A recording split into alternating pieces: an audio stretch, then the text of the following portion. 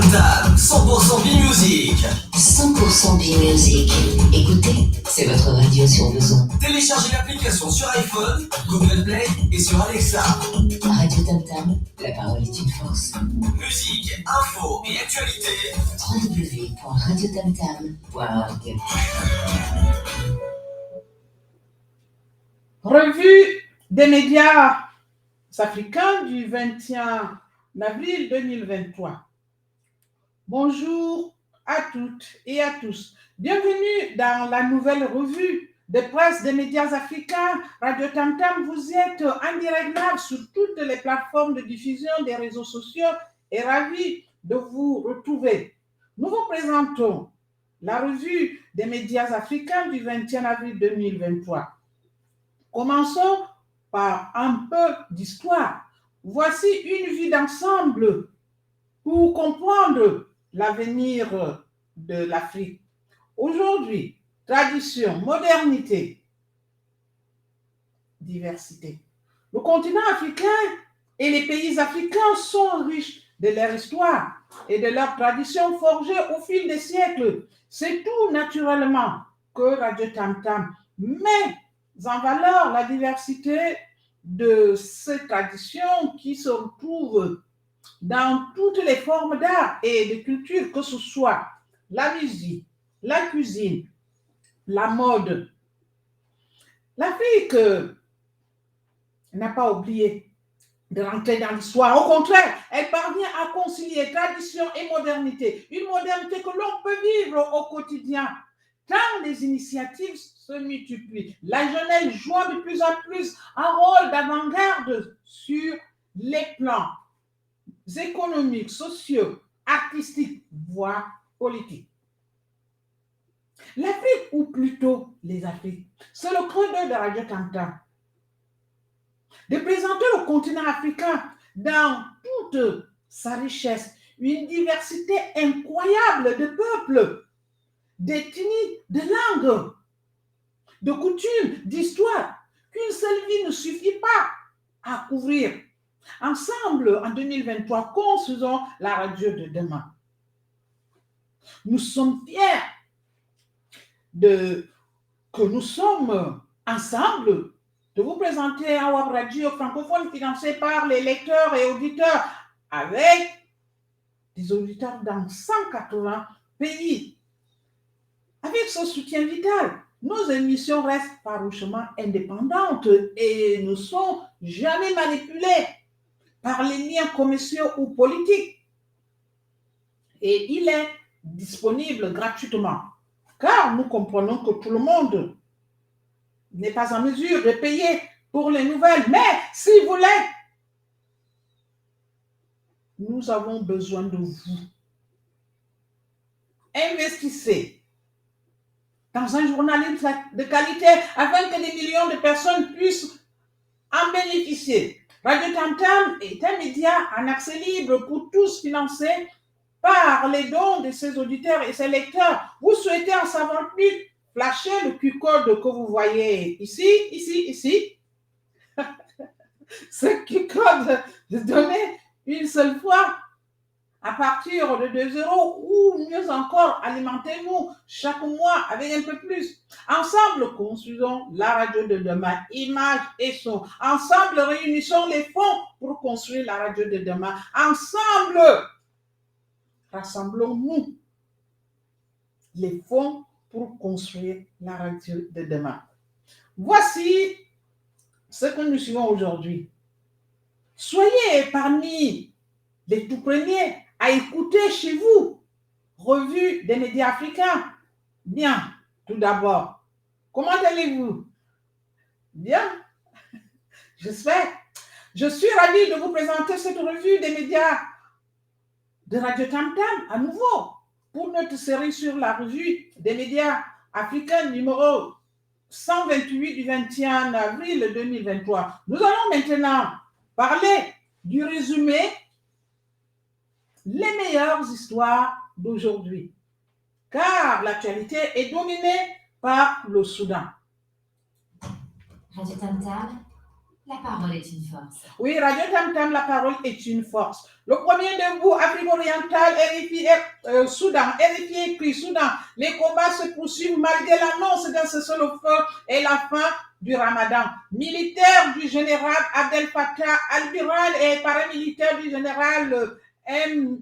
Mehdi se livrent toujours à des combats en ce 21 avril 2023 à Khartoum qui marque la fin du Ramadan. Et alors qu'un cessez-le-feu avait été décrété la veille, ces affrontements qui ont éclaté à la mi-avril au Soudan ont déjà fait plus de 400 morts et plus de 3500 blessés selon l'Organisation mondiale de la santé, l'OMS, au Soudan. En ce jour de l'Aïd el-Fitr, qui marque la fin du Ramadan. Les combats n'ont pas cessé malgré l'annonce d'un énième cessez-le-feu le 20 avril 2023. Les rues sont désertes, seuls les soldats sont visibles, déployés aux intersections, aux angles des habitants. Allez, le deuxième debout, Afrique orientale, toujours le Soudan. Le point FP écrit conflit au Soudan. Près de 20 000 personnes ont fui au Tchad face à l'horreur. La fuite entre 10 000 et 20 000 personnes ont fui les combats en cours au Soudan pour trouver refuge au Tchad voisin, selon les équipes du Haut Commissariat de l'ONU pour les réfugiés ACR présentes à la frontière. La majorité des personnes qui arrivent sont des femmes et des enfants. Le Haut Commissariat des Nations Unies pour le réfugié travaille en étroite collaboration avec le gouvernement tchadien et ses partenaires pour évaluer leurs besoins et préparer une réponse commune, a-t-il indiqué dans un communiqué jeudi. Le Haut Commissariat pour le réfugié qui coordonne également avec les autorités tchadiennes pour les aider à enregistrer les nouveaux arrivants. Dans les jours à venir, entre 10 000 et 20 000 personnes ont été accueillies. La plupart dans le département de la Sunga, province de Lundaï, a bondé le ministre tchadien de la communication et porte-parole du gouvernement, Aziz Mohamed Saleh. Le troisième debout, Afrique orientale, encore le Soudan. Le Déchelet écrit le Soudan, théâtre d'une guerre par procuration.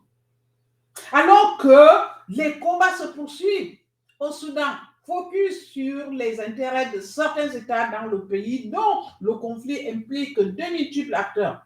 Les affrontements qui ont éclaté samedi entre l'armée et les paramilitaires, les Rapid Support Force, RSF, du général Mohamed Hamdan Daglo dit Ameti, continue de faire des victimes au Soudan. Des frappes aériennes accrues ont également été signalées dans la capitale Khartoum ces dernières heures entre les forces armées de deux hommes qui se discutent le pouvoir. Mais d'autres États ont également des intérêts au Soudan.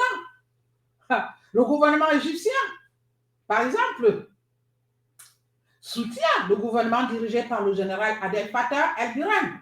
Mais l'Égypte n'est pas le seul pays cité. Pour la plupart des spécialistes du Soudan, la crise actuelle est une crise soudano-soudanaise. Même si, évidemment, elle est très suivie par les États de la région, notamment l'Arabie Saoudite, les Émirats Arabes Unis et l'Égypte. Allez, le quatrième debout, Afrique de l'Ouest, Guinée. Africa News écrit Guinée. La France s'engage à accompagner la transition civile. La France a rappelé mercredi sa disponibilité à accompagner la Guinée vers un retour des civils au pouvoir à l'occasion de la visite de la secrétaire d'État Chrysoula Zakharopoulou dans ce pays dirigé par les militaires depuis un coup d'État en septembre 2021. La junte au pouvoir, menée par le colonel Mamadi Doumbouya, s'est engagée auprès des États ouest africains et de la communauté internationale à rendre le pouvoir aux civils au bout de 2 ans.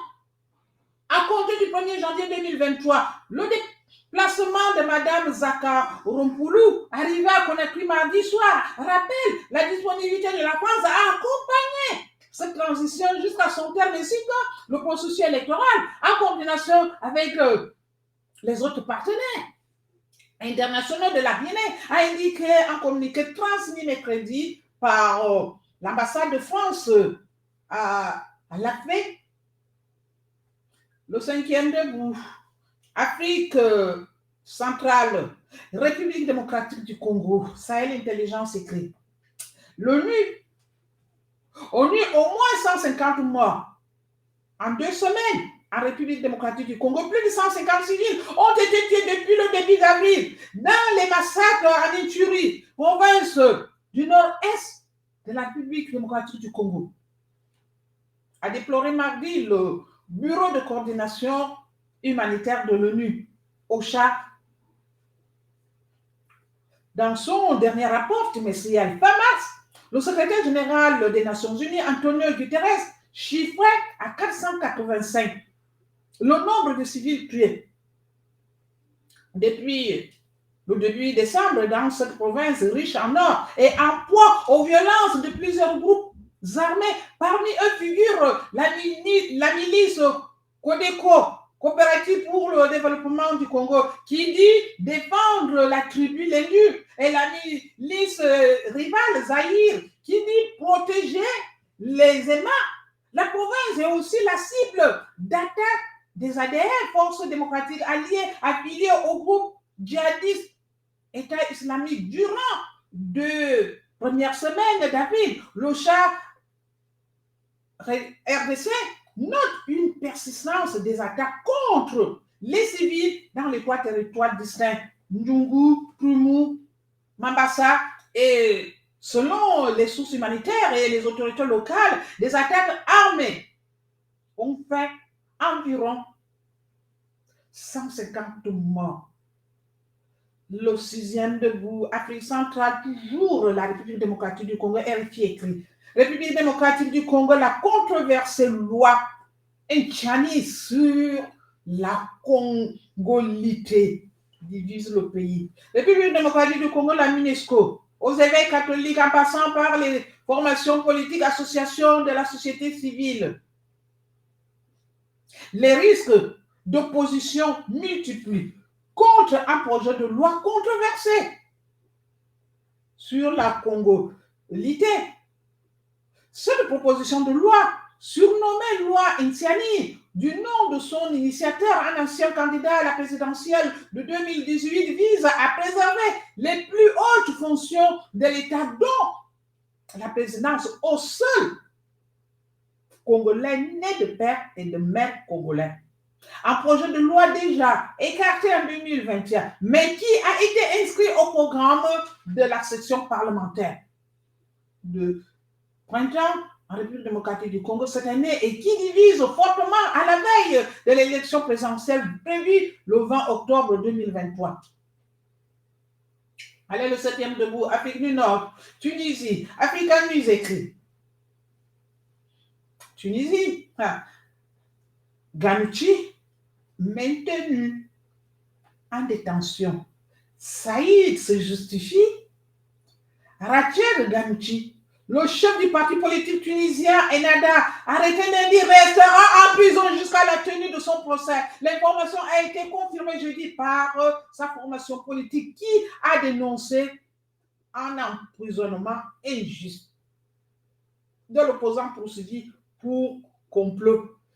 Vive protection aussi de l'Union européenne et des États-Unis, des prises de position qualifiées d'ingérence par le chef d'État tunisien. Des capitales ont exprimé des inquiétudes. Pourquoi font-elles cela alors que nous parlons d'un appel à la guerre civile? La loi a été appliquée par des juges honnêtes a déclaré Khalid Saïd. Alors, le 8e debout, Afrique de l'Ouest, Nigeria, au mieux info est écrit.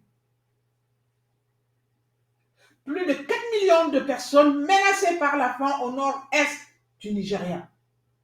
Plus de 4 millions de personnes risquent de souffrir de la faim dans le nord du Nigeria pendant la période de soudure coïncidant avec l'hivernage, a annoncé, j'ai dit, une agence des Nations Unies. Selon les estimations, 4,3 millions de personnes dans le nord-est du Nigeria risquent de souffrir de la faim au plus fort de la période de soudure de cette année, juin-août, si les mesures urgentes ne sont pas prises, a indiqué le Bureau de coordination des affaires humanitaires de l'ONU, OCHA, détaillant les résultats de l'analyse alimentaire et nutritionnelle du cadre harmonisé mené en mars dernier. Le rapport prévoit que plus d'un demi-million de personnes dans les États de Borno, Adamawa et Yobe seront confrontées à une situation d'urgence alimentaire au cours de périodes projetées. Alors, le 9e debout, Afrique, Wagner, au service de son narratif et de ses ambitions. RFI écrit. Bonne question. Quelle stratégie africaine pour le groupe Wagner? Écoutez, fondé en 2014 par Evgeny Prigojine, le groupe Wagner commence son aventure africaine en décembre 2017 lorsque ses premiers hommes atterrissent à Bangui en Centrafrique. En espace de quelques années seulement, le groupe russe s'est aussi implanté en Libye, au Soudan, à Madagascar, au Mali. Une expansion accompagnée d'accusations de violation des droits humains, de prédation économique et d'une redoutable offensive informationnelle au service de son narratif et de ses ambitions. Allez, le 10e debout, Afrique de l'Ouest, Burkina Faso, la voix de l'Amérique écrit. Les syndicats réclament la libération des Burkinabés enrôlés de force. L'organisation regroupant les principaux syndicats du Burkina Faso, l'unité d'action syndicale, l'UAS, a appelé jeudi à la libération de toutes les personnes interpellées et enrôlées de force comme supplétifs de l'armée dans la lutte contre le djihadisme le 23 mars, lors d'une rencontre avec des ressortissants de Kaya, région du centre-nord. Le président de la transition, le capitaine Ibrahim Traoré, a reconnu avoir ordonné l'enrôlement d'un citoyen sans le nommer, l'accusant d'avoir divulgué des informations qui ont conduit à l'attaque d'un point névralgique près de la ville qui avait fait au moins 14 morts, dont 4 soldats. Allez, le 11e debout, Afrique de l'Ouest, Niger, je l'ai écrit.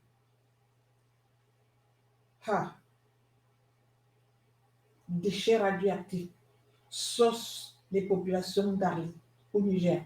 Des millions de tonnes de déchets radioactifs ont été accumulés pendant plus de 40 ans par le Cominac, la mine d'uranium d'Akuta, près d'Arlit, au Niger. La société civile s'alarme contre les conséquences de l'accumulation des déchets radioactifs dans la zone d'Arlit, dans le nord du pays. Les acteurs de la société civile redoutent des risques pour la santé des populations environnantes. Un risque, par exemple, de voir l'eau consommée polluée. Ramar, il a tout fait. Il a tout fait que défenseur des droits humains et de protection de l'environnement et membre de la coordination de la société civile d'Arlit alerte sur les risques que cela représente pour les populations et dénonce l'absence d'État nigérien dans la protection des populations entretient ces déchets-là, c'est la roche qui contenait de l'uranium. Une fois que cela est rejeté, et lorsqu'elle est rejetée, elle est rejetée avec 80% de la radioactivité. Elle représente à peu près pour la mine de Cominac à peu près de 20 millions de tonnes. Allez, le deuxième debout, Afrique de l'Ouest, Gambie. La BBC écrit Gambie, quand une usine de farine de poissons chinoise perturbe la vie des pêcheurs. Les investissements chinois salués par le gouvernement gambien perturbent une communauté de pêcheurs qui affirme qu'une usine de farine de poisson appartenant à des Chinois perturbe la vie sur leur côte. Je travaille ici depuis 32 ans, déclare Buba Kari, un pêcheur de Ngunjir qui s'exprime en mandingue par l'intermédiaire d'un traducteur. L'usine n'apporte que de la souffrance pour nous, dit-il, en montrant le bâtiment blanc. Avant l'arrivée de l'usine, il y avait beaucoup de poissons dans la mer.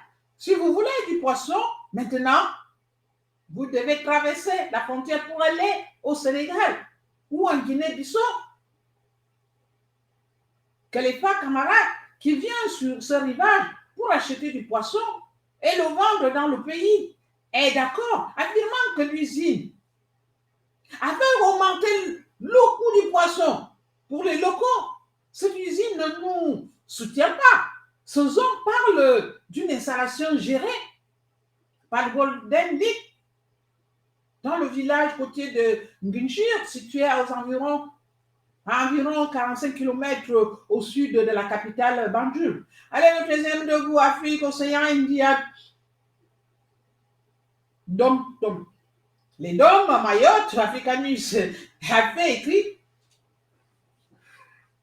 Mayotte, Darmanin, confirme l'expulsion à venir des migrants comoriens. Gérald Darmanin a confirmé jeudi soir une prochaine opération contre la délinquance et l'immigration illégale à Mayotte déjà largement détruite dans les médias depuis plusieurs semaines, mais sans donner de date de lancement dans un entretien mis en ligne sur le site du Figaro. C'est la première fois que le ministre de l'Intérieur français s'exprime publiquement sur le sujet depuis des révélations du canard enchaîné. En février, Gérald Darmanin a confirmé l'envoi ce dernier jour sur l'archipel de 4 escadrons de gendarmes mobiles, des policiers de la CRS 8, spécialistes de la lutte contre les violences urbaines. Au total, 510 membres des forces de l'ordre, mais ils ne se prononcent pas sur une date de début d'engagement de ces forces dans l'archipel. 101e département français situé à mi-chemin entre Madagascar et l'Afrique. Les opérations d'ordre public à Mayotte, c'est tous les jours. Balait-il.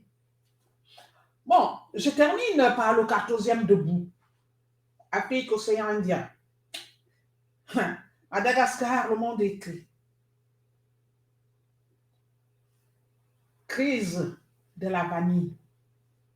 À Madagascar, des centaines de tonnes de gousses invendues s'accumulent. Rien ne s'est passé comme prévu. Le scénario imaginé par Madagascar pour se prémunir d'un effondrement brutal du marché de la vanille, en imposant depuis 3 ans un prix minimum de $250 le kilogramme, 228 € le kilogramme, a conduit à une impasse.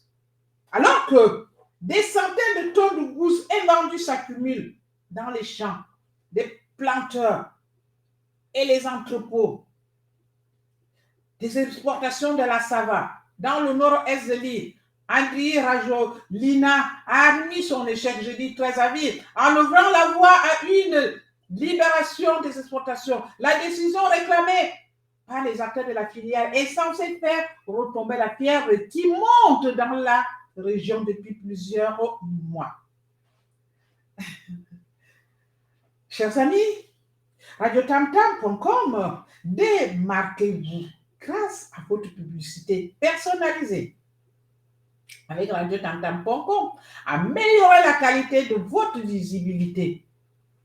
Avec radiotamtam.com, une radio dynamique. Radio Tam Tam, communiquer, s'informer, visibilité optimale, importante diffusion. La meilleure solution pour toutes vos publicités, rejoignez-nous. Pour toute question, vous pouvez écrire à contact@radiotamtam.info. Comprenez l'avenir de l'Afrique aujourd'hui. Nous pensons que l'Afrique est mal représentée et est mal sous-estimée au-delà de la vaste opportunité qui se manifeste sur les marchés africains. Nous mettons en évidence les personnes qui font une différence, les dirigeants qui changent la donne, les jeunes qui sont à l'origine du changement et une communauté d'affaires infatigable. C'est ce qui, selon nous, changera le continent. Et c'est ce dont nous faisons à Radio Tam Tam, avec des enquêtes percutantes, des analyses innovantes et des plongées approfondies dans les pays et les secteurs. Radio Tam Tam fournit les informations dont vous avez besoin. Un dernier mot. Je pense que le journalisme n'est pas sans travail. C'est une responsabilité. Cette dimension de sortie de la propagation de la désinformation est la responsabilité.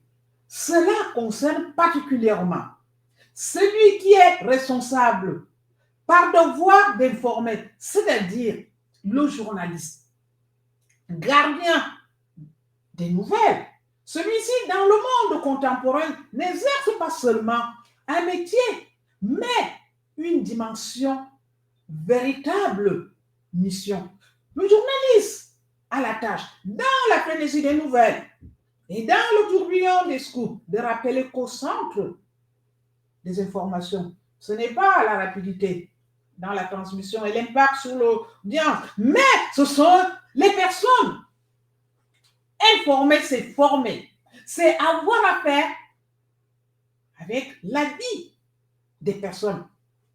La disparition du journalisme factuel est l'une des plus grandes menaces pour la démocratie. La station Radio Tam Tam travaille pour couvrir notre communauté d'une manière que personne d'autre ne fait.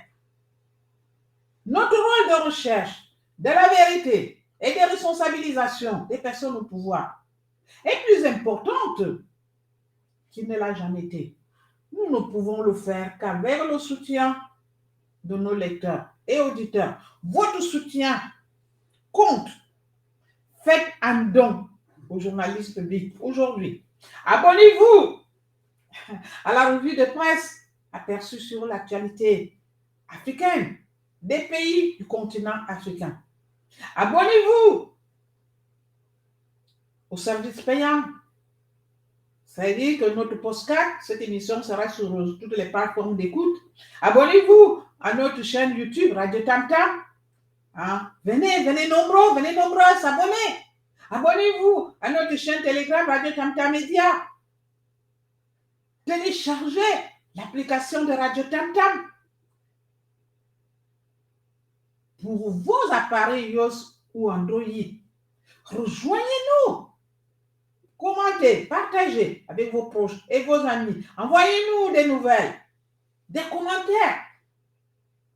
Retrouvez l'actualité africaine sur notre site internet radiotamtam.org. Nos objectifs, car ensemble, on peut faire bouger les lignes et faire émerger des idées nouvelles de la radio de demain. Radio Tam, une équipe dévouée, avec des informations inédites. Partagez, échangez. Sans vous, rien n'est possible. Notre liberté, c'est vous qui nous la donnez. Un abonnement égale un soutien. La revue de presse d'aujourd'hui vous a été présentée par Félicité Vincent et Gilles Labotte. à la technique. Radio Tam Tam, la parole est une force.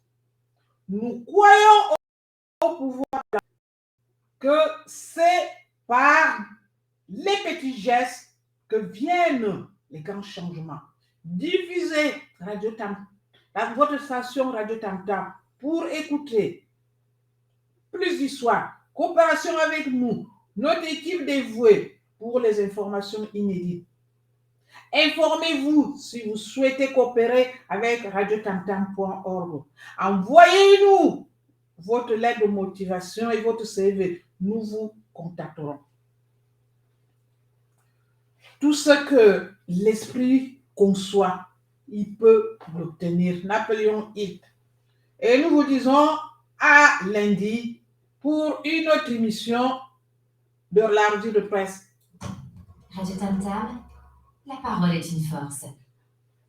Voilà, Radio Tam Tam, la parole est une force. Merci.